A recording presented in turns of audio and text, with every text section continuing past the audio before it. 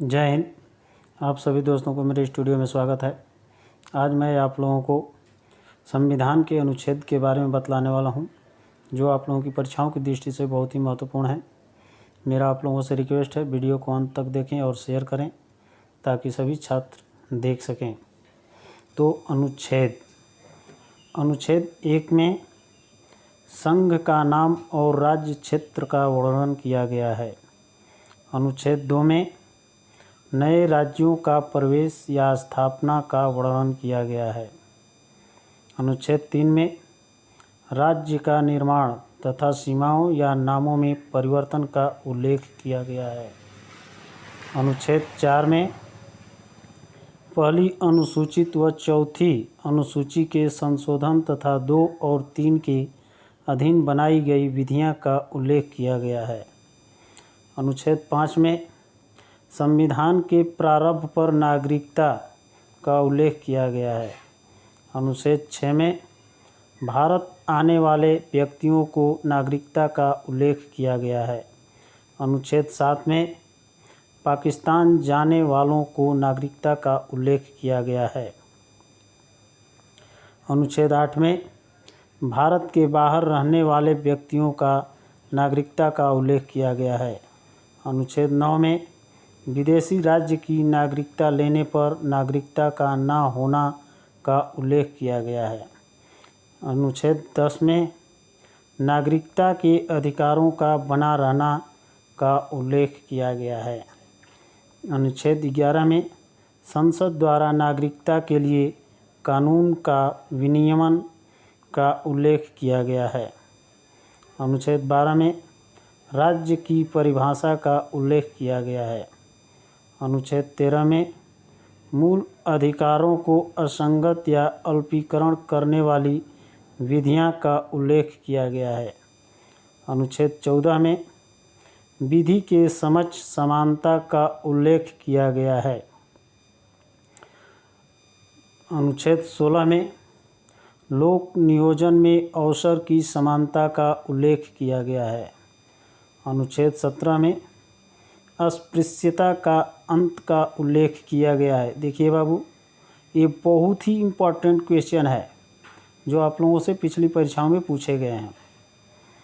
अनुच्छेद 17 अस्पृश्यता का अंत, जो बहुत ही इम्पोर्टेंट है, ये जो आप लोगों से पिछली परीक्षाओं में बार बार पूछे गए हैं। अनुच्छेद 18 उपाधियों का अंत का उल्लेख किया गया है। अनुच्छेद 19 वाक्य की स्वतंत्रता का अंत का उल्लेख किया गया है। अनुच्छेद 20 में अपराधों के दोष सिद्धि के संबंध में संरक्षण का उल्लेख किया गया है।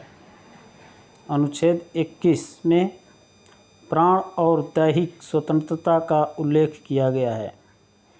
अनुच्छेद 21 क में 6 से 14 वर्ष के बच्चों को शिक्षा का अधिकार का उल्लेख किया गया है। अनुच्छेद 22 में कुछ दशाओं में गिरफ्तारी से संरक्षण का उल्लेख किया गया है। अनुच्छेद 23 मानव और दुर्व्यापार और बाल आश्रम का वर्णन किया गया है। अनुच्छेद 24 में कारखानों में बालक का नियोजन का प्रतिशत का उल्लेख किया गया है। अनुच्छेद 25 में धर्म का आचरण और प्रचार की स्वतंत्रता का उल्लेख किया गया है। अनुच्छेद 26 में धार्मिक कार्यों के प्रबंध की स्वतंत्रता का उल्लेख किया गया है।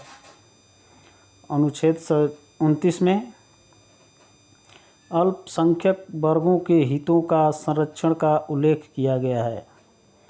अनुच्छेद 30 में शिक्षा संस्थाओं की स्थापना और प्रशासन करने का अल्पसंख्यक वर्गों का अधिकार का वर्णन किया गया है।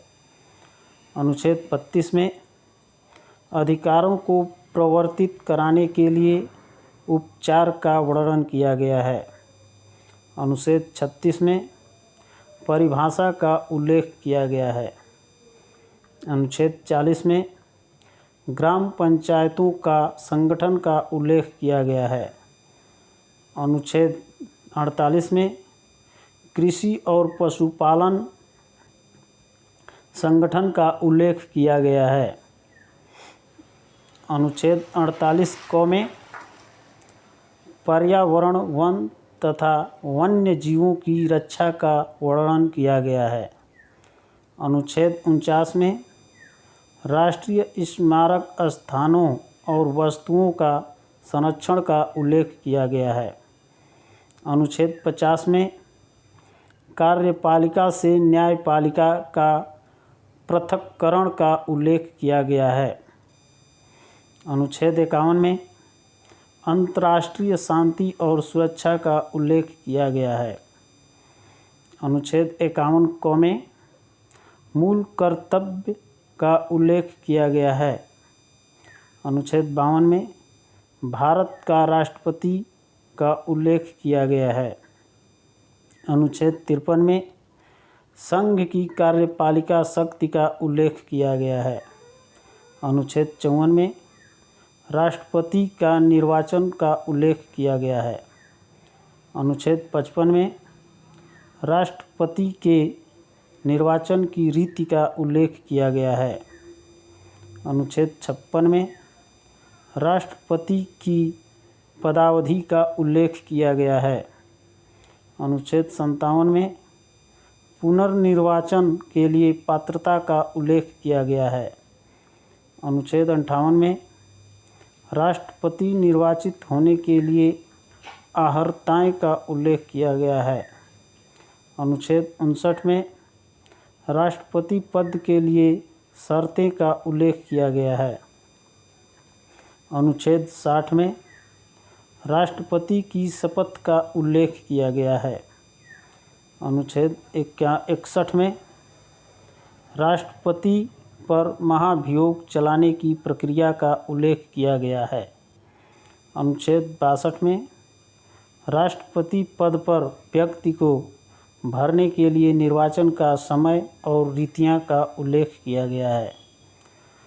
अनुच्छेद 63 में भारत का उपराष्ट्रपति का उल्लेख किया गया है।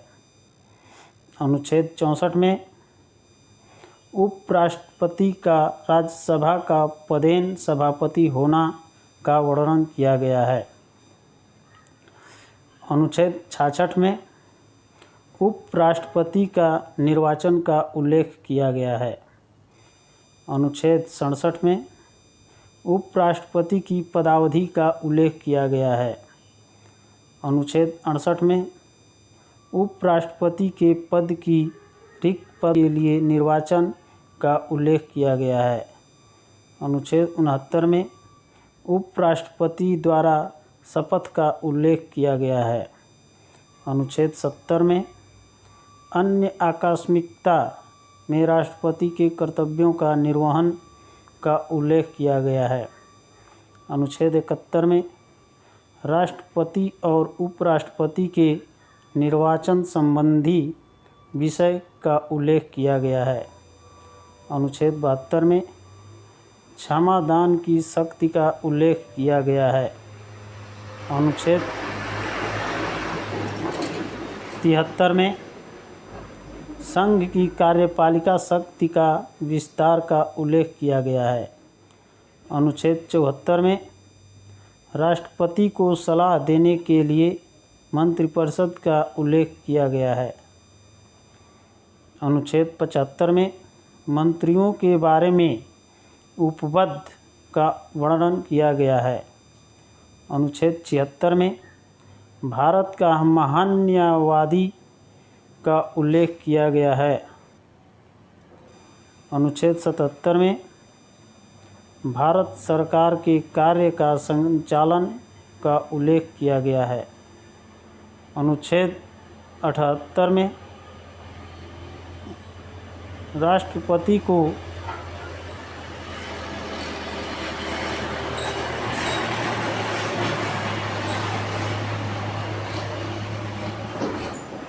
अनुच्छेद 78 में राष्ट्रपति को जानकारी देने के प्रधानमंत्री के कर्तव्य का उल्लेख किया गया है। अनुच्छेद 79 में संसद का गठन का उल्लेख किया गया है। अनुच्छेद 80 में राज्यसभा की संरचना का उल्लेख किया गया है। अनुच्छेद 81 में लोकसभा की संरचना का उल्लेख किया गया है। अनुच्छेद 83 में संसद के सदनों की अवधि का उल्लेख किया गया है। अनुच्छेद 84 में संसद के सदस्यों के लिए अर्हता का उल्लेख किया गया है। अनुच्छेद 85 में संसद का सत्र, सत्रावसान और विघटन का उल्लेख किया गया है। अनुच्छेद 87 में राष्ट्रपति का विशेष अभिभाषण का उल्लेख किया गया है। अनुच्छेद 88 में सदनों के बारे में मंत्रियों और महान न्यायवादी अधिकार का उल्लेख किया गया है। अनुच्छेद 89 में राज्यसभा का सभापति और उपसभापति का उल्लेख किया गया है। अनुच्छेद 90 में उपसभापति का पद रिक्त होना या पद हटाया जाना का उल्लेख किया गया है। अनुच्छेद 91 में सभापति के कर्तव्यों का पालन और शक्ति का उल्लेख किया गया है। अनुच्छेद 92 में सभापति या उपसभापति को पद से हटाने का संकल्प विचाराधीन हो तब उसका पीठासीन न होना का वर्णन किया गया है।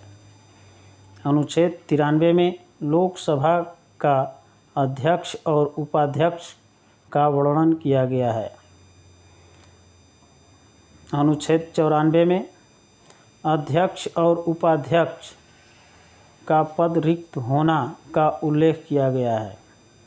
अनुच्छेद 95 में अध्यक्ष में कर्तव्य एवं शक्तियाँ का उल्लेख किया गया है। अनुच्छेद 96 में अध्यक्ष उपाध्यक्ष को पद से हटाने का संकल्प हो तब उसका पीठासीन न होना का उल्लेख किया गया है। अनुच्छेद 97 में सभापति, उपसभापति तथा अध्यक्ष उपाध्यक्ष के वेतन और भत्ते का उल्लेख किया गया है। अनुच्छेद 98 में संसद का सचिवालय का उल्लेख किया गया है। अनुच्छेद 99 में सदस्य द्वारा शपथ या प्रतिज्ञान का उल्लेख किया गया है। अनुच्छेद 100 में संसाधनों में मतदान रिक्तियां के होते हुए भी सदनों के कार्य करने की शक्ति और गणपूर्ति का उल्लेख किया गया है। अनुच्छेद 108 में कुछ दशाओं में दोनों सदनों की संयुक्त बैठक का उल्लेख किया गया है। अनुच्छेद 148 में भारत का नियंत्रक महालेखा परीक्षक का उल्लेख किया गया है। अनुच्छेद 149 में नियंत्रक महालेखा परीक्षक के कर्तव्य शक्तियाँ का उल्लेख किया गया है। अनुच्छेद 150 में संघ के राज्यों के लेखन का प्रारूप का उल्लेख किया गया है। अनुच्छेद 153 में राज्यों के राज्यपाल का वर्णन किया गया है। अनुच्छेद 154 में राज्य की कार्यपालिका शक्ति का वर्णन किया गया है। अनुच्छेद 155 में राज्यपाल की नियुक्ति का वर्णन किया गया है। अनुच्छेद 156 में राज्यपाल की पदावधि का उल्लेख किया गया है। अनुच्छेद 157 में राज्यपाल नियुक्त होने की अर्हताएं का उल्लेख किया गया है। अनुच्छेद 158 में राज्यपाल के पद के लिए शर्तें का उल्लेख किया गया है। अनुच्छेद 159 में राज्यपाल द्वारा शपथ या प्रतिज्ञान का उल्लेख किया गया है। अनुच्छेद 163 में राज्यपाल को सलाह देने के लिए मंत्रिपरिषद का उल्लेख किया गया है। अनुच्छेद 164 में मंत्रियों के बारे में अन्य उपबद्ध का उल्लेख किया गया है।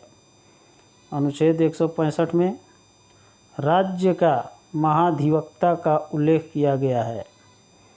अनुच्छेद 166 में राज्य सरकार का संचालन का उल्लेख किया गया है। अनुच्छेद 167 में राज्यपाल को जानकारी देने के संबंध में मुख्यमंत्री के कर्तव्य का उल्लेख किया गया है। अनुच्छेद 168 में राज्य के विधानमंडल का गठन का वर्णन किया गया है। अनुच्छेद 170 में विधानसभाओं की संरचना का उल्लेख किया गया है। अनुच्छेद 171 में विधान परिषद की संरचना का उल्लेख किया गया है। अनुच्छेद 176 में राज्यपाल का विशेष अभिभाषण का उल्लेख किया गया है। अनुच्छेद 177 में सदनों के बारे में मंत्रियों और महाधिवक्ता के अधिकार का वर्णन किया गया है। अनुच्छेद 178 में विधानसभा का अध्यक्ष और उपाध्यक्ष का वर्णन किया गया है। अनुच्छेद 179 में अध्यक्ष और उपाध्यक्ष का पद रिक्त होना या पद से हटाया जाना का वर्णन किया गया है। अनुच्छेद 180 में अध्यक्ष के पदों के कार्य व शक्ति का उल्लेख किया गया है। अनुच्छेद 181 में अध्यक्ष उपाध्यक्ष को पद से हटाने का कोई संकल्प पारित होने पर उसका पीठासीन न होना का उल्लेख किया गया है। अनुच्छेद 182 में विधान परिषद का सभापति और उपसभापति का उल्लेख किया गया है।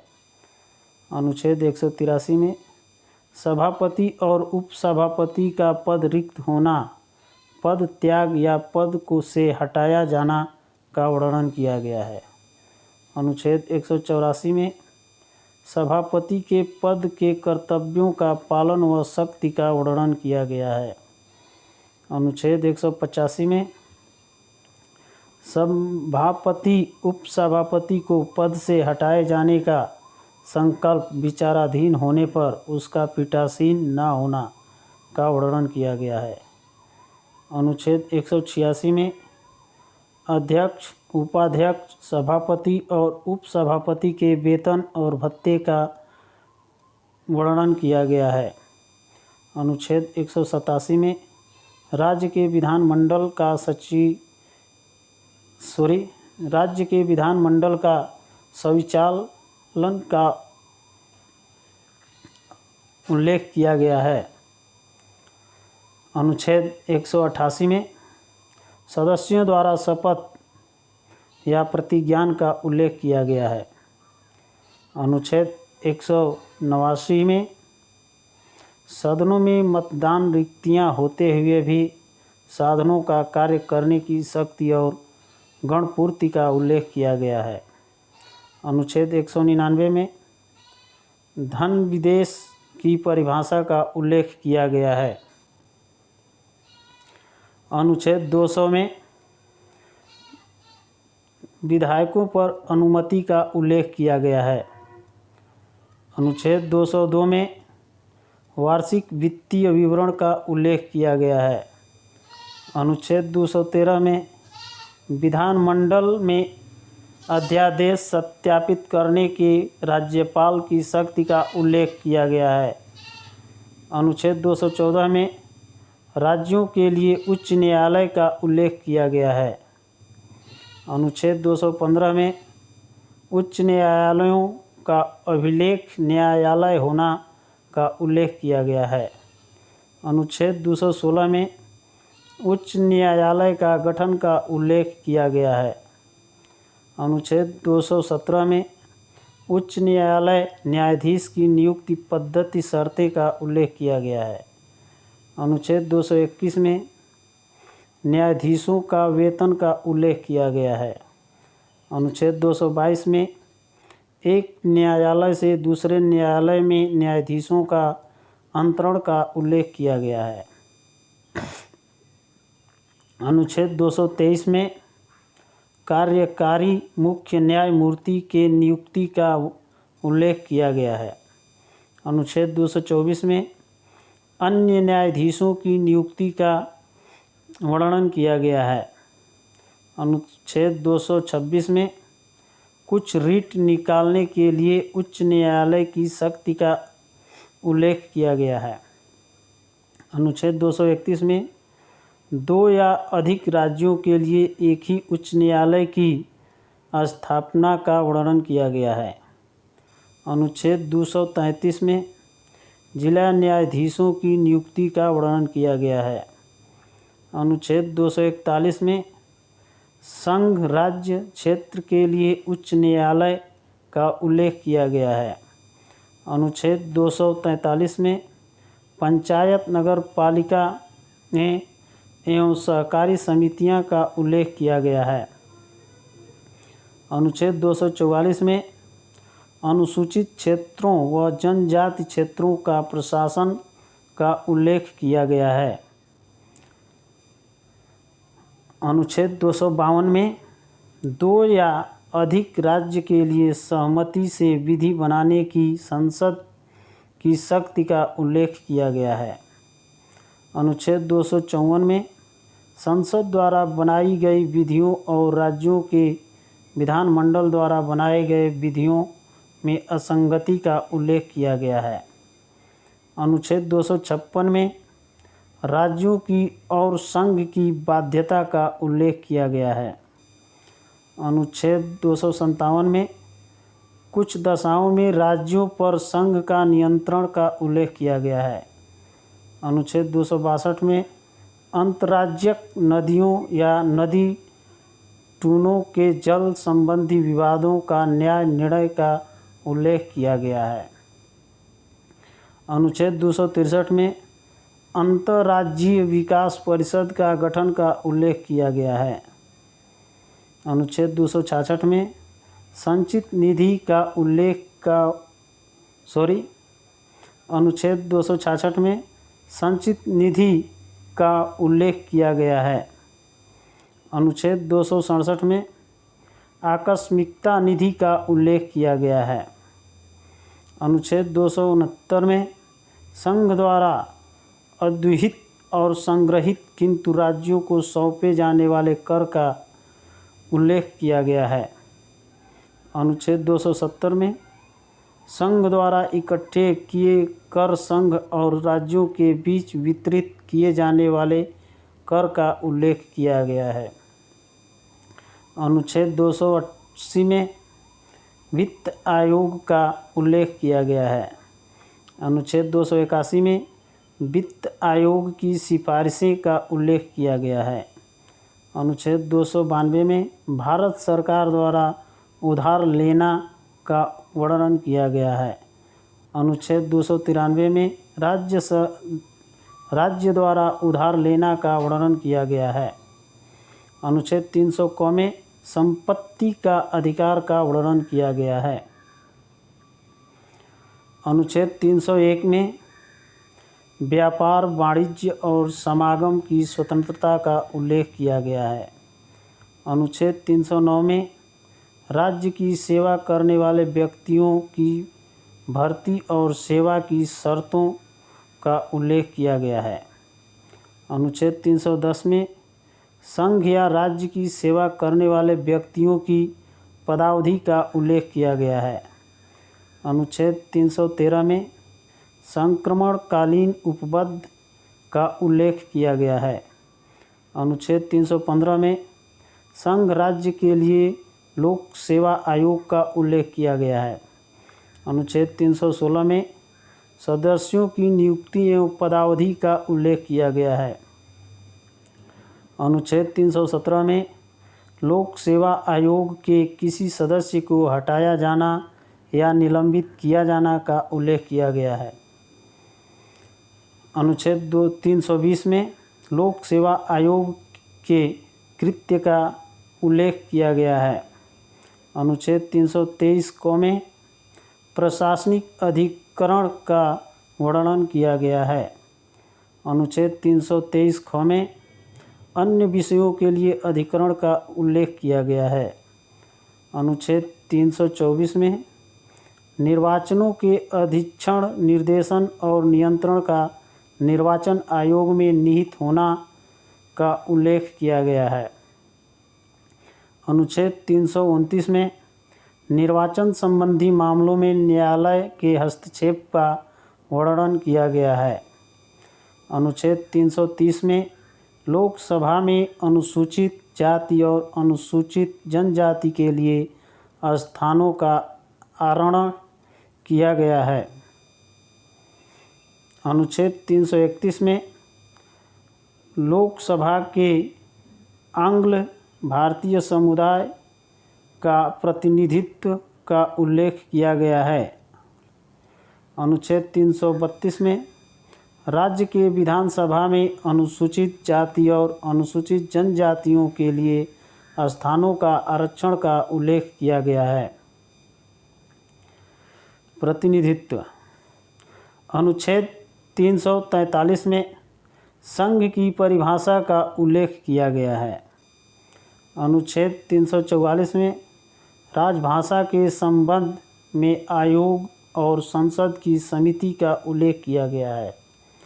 अनुच्छेद 350 क में प्राथमिक स्तर पर मातृभाषा में शिक्षा की सुविधाएं का उल्लेख किया गया है।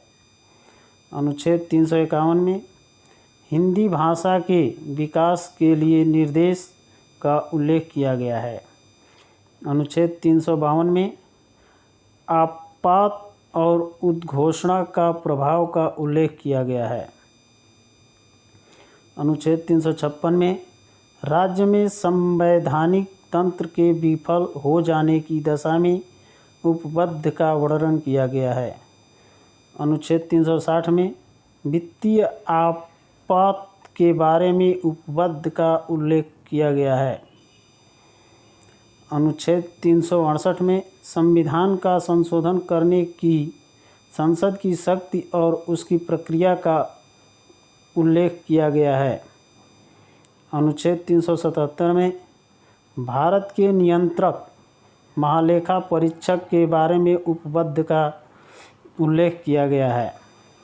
अनुच्छेद 378 में लोक सेवा आयोग के बारे में उल्लेख किया गया है। जी हाँ, तो ये रहे